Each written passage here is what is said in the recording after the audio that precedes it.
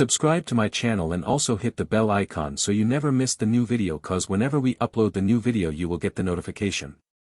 Test 4. This is the IELTS listening test. You will hear a number of different recordings and you will have to answer questions on what you hear. There will be time for you to read the instructions and questions, and you will have a chance to check your work. All the recordings will be played once only. The test is in 4 parts. At the end of the test, you will be given 10 minutes to transfer your answers to the answer sheet. Now turn to Part 1.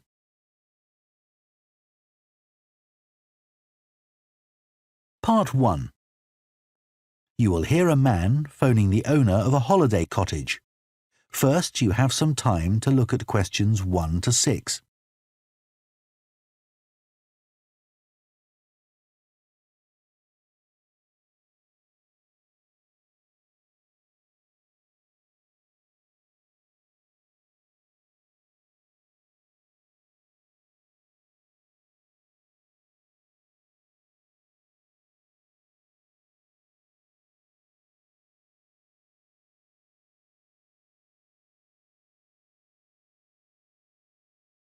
Now listen carefully and answer questions 1 to 6. Hello? Oh, hello. I was hoping to speak to Jack Fitzgerald about renting a cottage. I'm his wife Shirley and we own the cottages together, so I'm sure I can help you. Great. My name's Tom. Some friends of ours rented Granary Cottage from you last year and they thought it was great. So my wife and I are hoping to come in May for a week. What date did you have in mind? The week beginning the 14th, if possible. I'll just check. I'm sorry, Tom, it's already booked that week. It's free the week beginning the 28th, though, for 7 nights.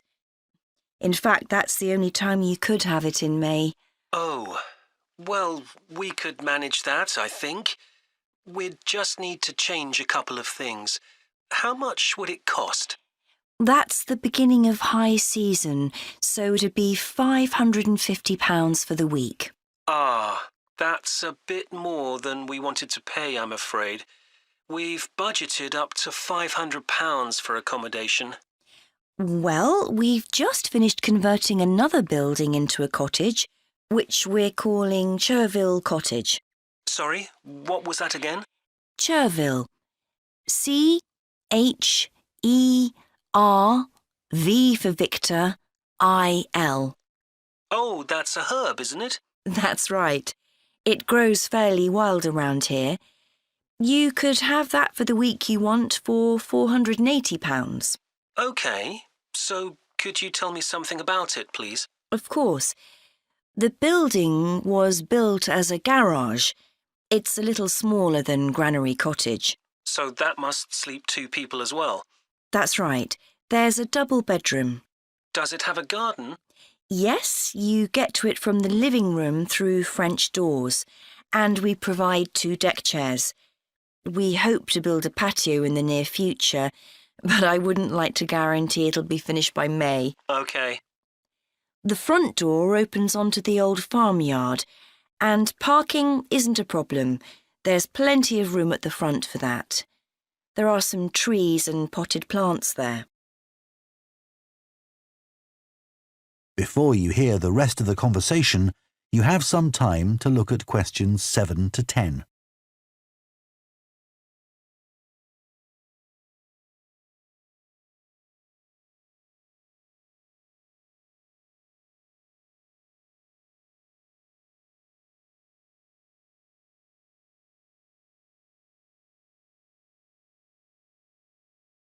Now listen and answer questions 7 to 10. What about facilities in the cottage? It has standard things like a cooker and fridge, I presume. In the kitchen area, there's a fridge freezer, and we've just put in an electric cooker. Is there a washing machine? Yes. There's also a TV in the living room, which plays DVDs too. The bathroom is too small for a bath, so there's a shower instead. I think a lot of people prefer that nowadays anyway. It's more environmentally friendly, isn't it? Unless you spend half the day in it. Exactly. What about heating? It sometimes gets quite cool at that time of year. There's central heating, and if you want to light a fire, there's a stove. We can provide all the wood you need for it. It smells so much nicer than coal, and it makes the room very cosy. We've got one in our own house. That sounds very pleasant.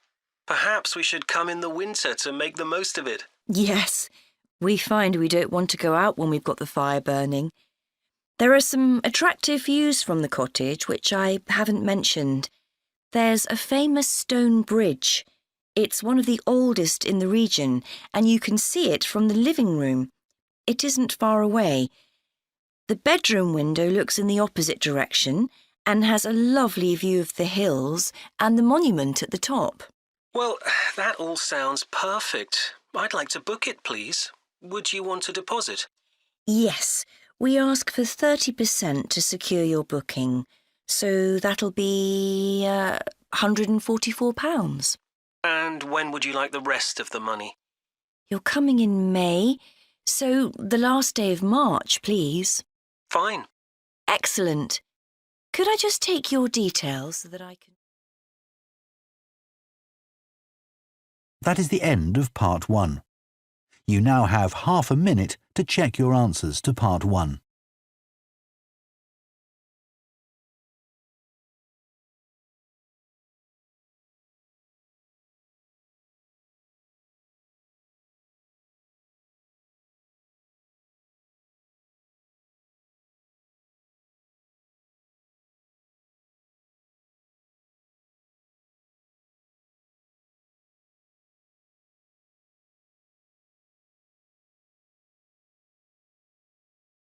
Part 2. You will hear a town councillor reporting on the local transport network and a recreation facility. First, you have some time to look at questions 11 to 14.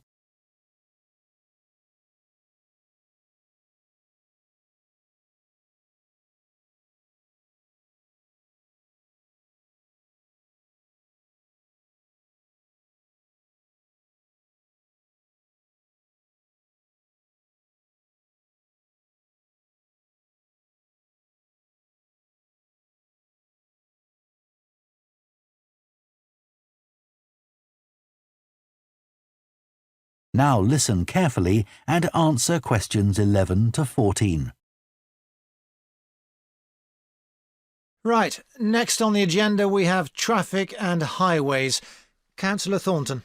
Thank you.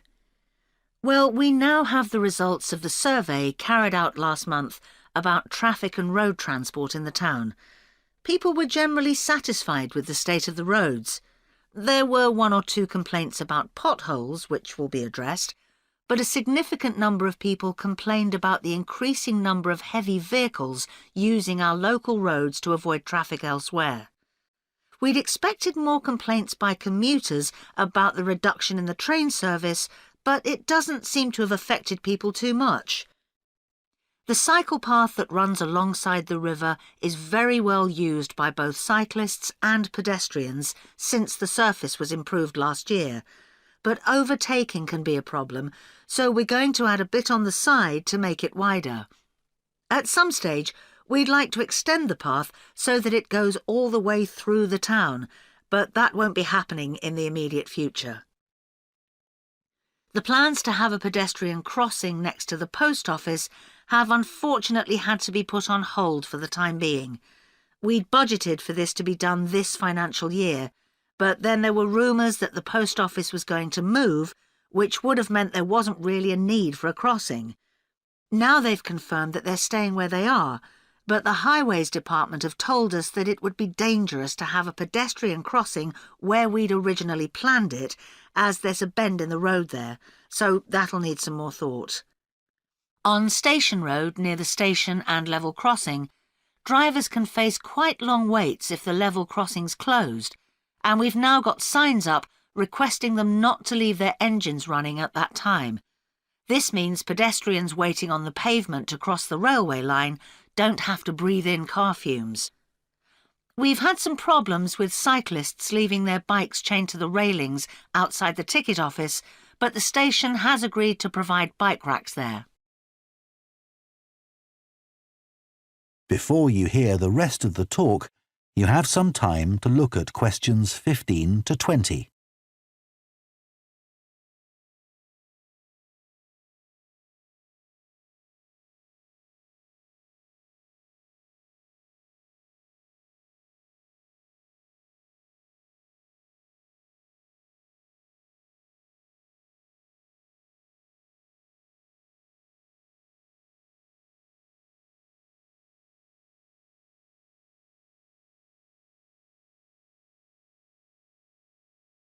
Now listen and answer questions 15 to 20. So next on the agenda is proposals for improvements to the recreation ground. Councillor Thornton again. Well, since we managed to extend the recreation ground, we've spent some time talking to local people about how it could be made a more attractive and useful space. If you have a look at the map up on the screen, you can see the river up in the north and the community hall near the entrance from the road. At present, cars can park between the community hall and that line of trees to the east, but this is quite dangerous for pedestrians, so we're suggesting a new car park on the opposite side of the community hall, right next to it.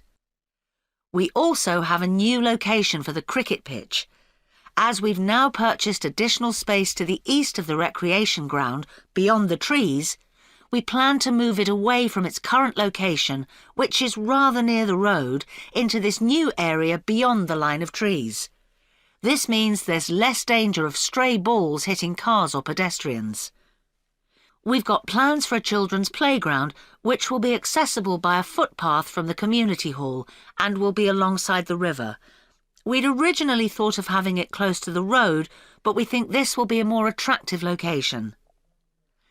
The skateboard ramp is very popular with both younger and older children. We had considered moving this up towards the river, but in the end we decided to have it in the southeast corner near the road. The pavilion is very well used at present by both football players and cricketers. It will stay where it is now, to the left of the line of trees and near to the river, handy for both the football and cricket pitches. And finally, we'll be getting a new notice board for local information, and that will be directly on people's right as they go from the road into the recreation ground. That is the end of Part 2. You now have half a minute to check your answers to Part 2.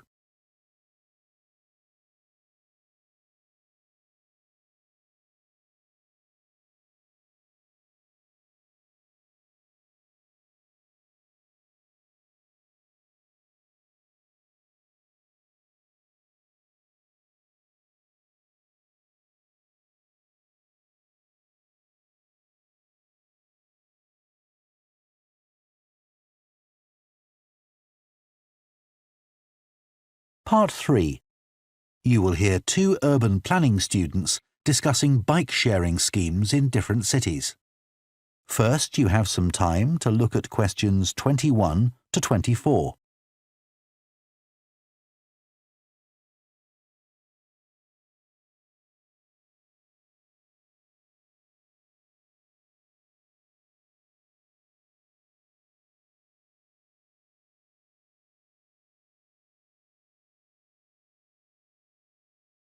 Now listen carefully and answer questions 21 to 24.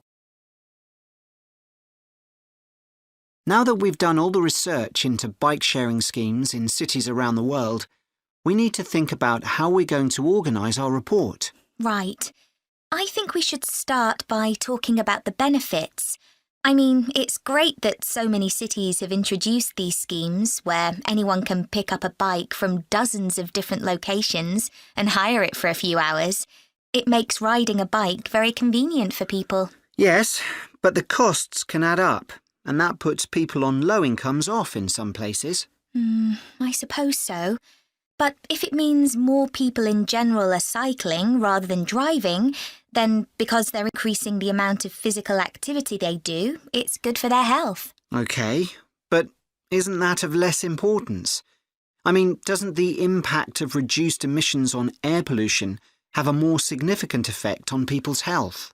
Certainly in some cities, bike sharing has made a big contribution to that, and also helped to cut the number of cars on the road significantly. Which is the main point. Exactly. But I'd say it's had less of an impact on noise pollution because there are still loads of buses and lorries around. Right.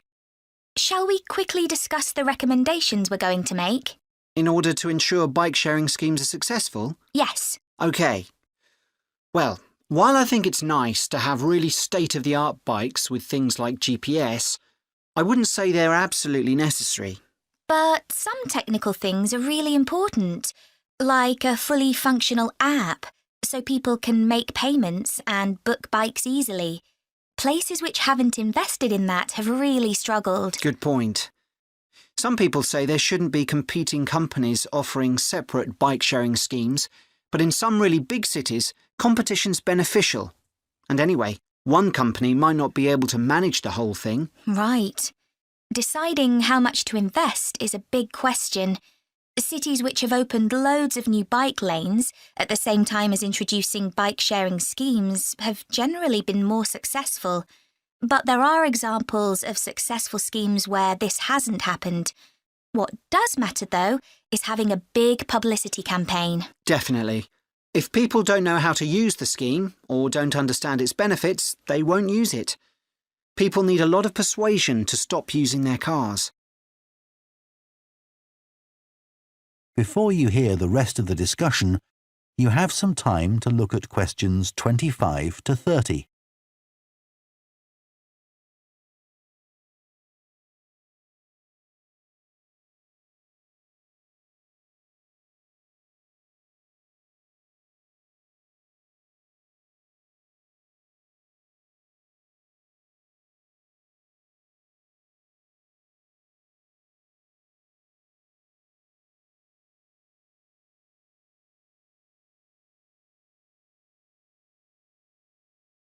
Now listen and answer questions 25 to 30. Shall we look at some examples now and say what we think is good or bad about them? I suppose we should start with Amsterdam, as this was one of the first cities to have a bike-sharing scheme. Yes, there was already a strong culture of cycling here.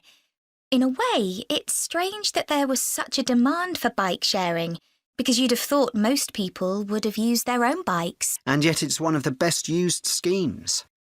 Dublin's an interesting example of a success story. It must be because the public transport system's quite limited. Not really. There's no underground, but there are trams and a good bus network. I'd say price has a lot to do with it. It's one of the cheapest schemes in Europe to join. But the buses are really slow. Anyway, the weather certainly can't be a factor. No, definitely not. The London scheme's been quite successful. Yes, it's been a really good thing for the city. The bikes are popular and the whole system is well maintained, but it isn't expanding quickly enough. Basically, not enough's been spent on increasing the number of cycle lanes. Hopefully that'll change. Yes. Now, what about outside Europe? Well, bike-sharing schemes have taken off in places like Buenos Aires. They built a huge network of cycle lanes to support the introduction of the scheme there, didn't they? It attracted huge numbers of cyclists where previously there were hardly any. An example of good planning. Absolutely. New York is a good example of how not to introduce a scheme. When they launched it, it was more than 10 times the price of most other schemes. More than it costs to take a taxi. Crazy. I think the organisers lacked vision and ambition there. I think so too. Sydney would be a good example to use. I would have expected it to have grown pretty quickly here. Yes. I can't quite work out why it hasn't been an instant success like some of the others. It's a shame, really. I know. OK, so now we've thought about all the... That is the end of part 3. You now have half a minute to check your answers to Part 3.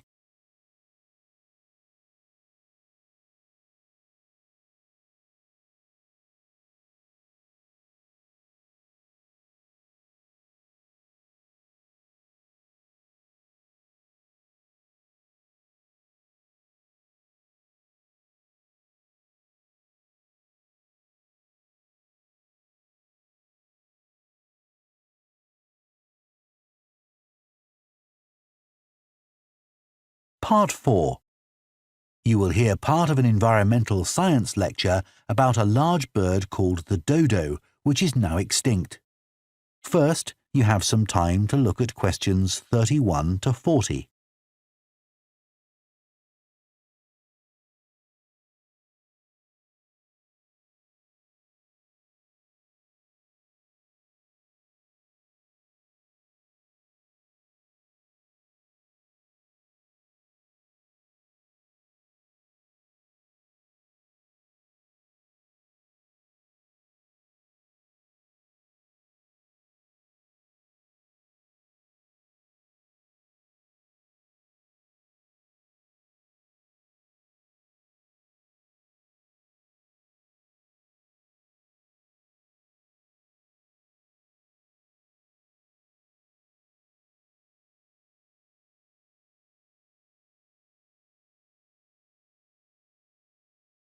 Now listen carefully and answer questions 31 to 40.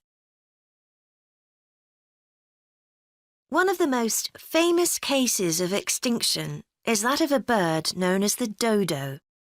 In fact, there's even a saying in English, as dead as the dodo, used to refer to something which no longer exists. But for many centuries, the dodo was alive and well, although it could only be found in one place, the island of Mauritius in the Indian Ocean.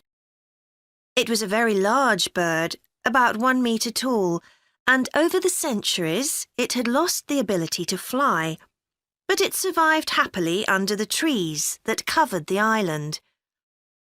Then, in the year 1507, the first Portuguese ships stopped at the island.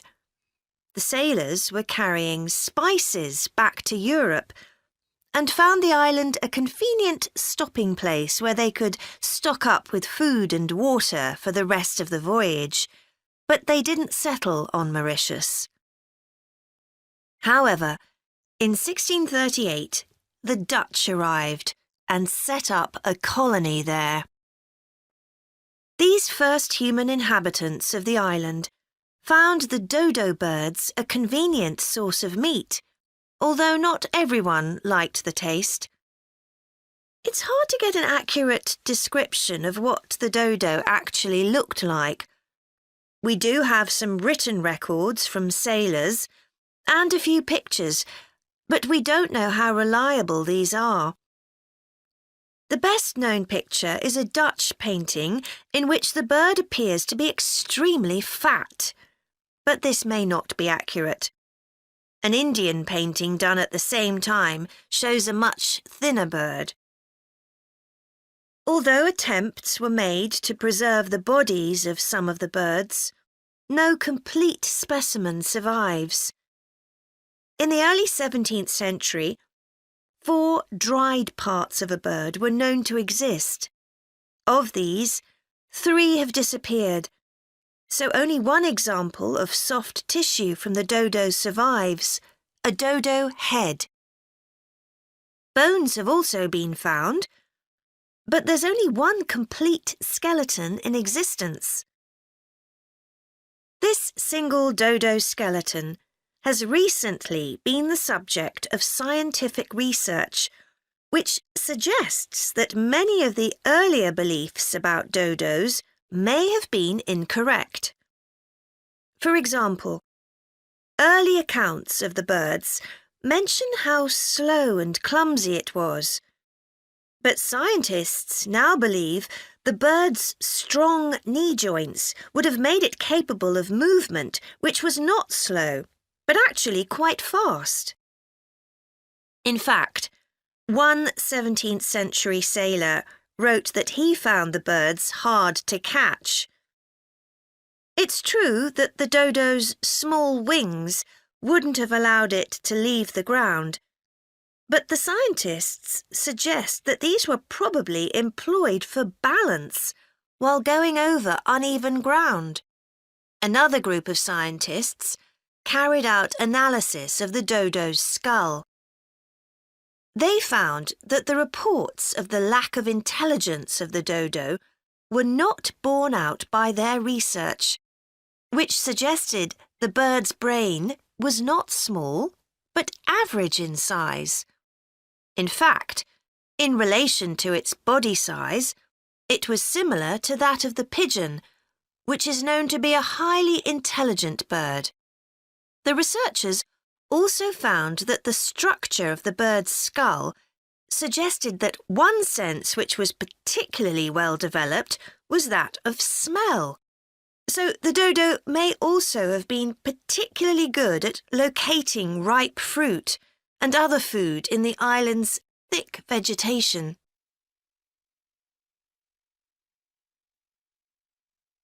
So it looks as if the dodo was better able to survive and defend itself than was originally believed. Yet, less than 200 years after Europeans first arrived on the island, they had become extinct. So what was the reason for this? For a long time it was believed that the dodos were hunted to extinction, but scientists now believe the situation was more complicated than this. Another factor may have been the new species brought to the island by the sailors. These included dogs, which would have been a threat to the dodos, and also monkeys, which ate the fruit that was the main part of the dodo's diet. These were brought to the island deliberately. But the ships also brought another type of creature, rats, which came to land from the ships and rapidly overran the island. These upset the ecology of the island, not just the dodos, but other species too. However, they were a particular danger to the dodos because they consumed their eggs.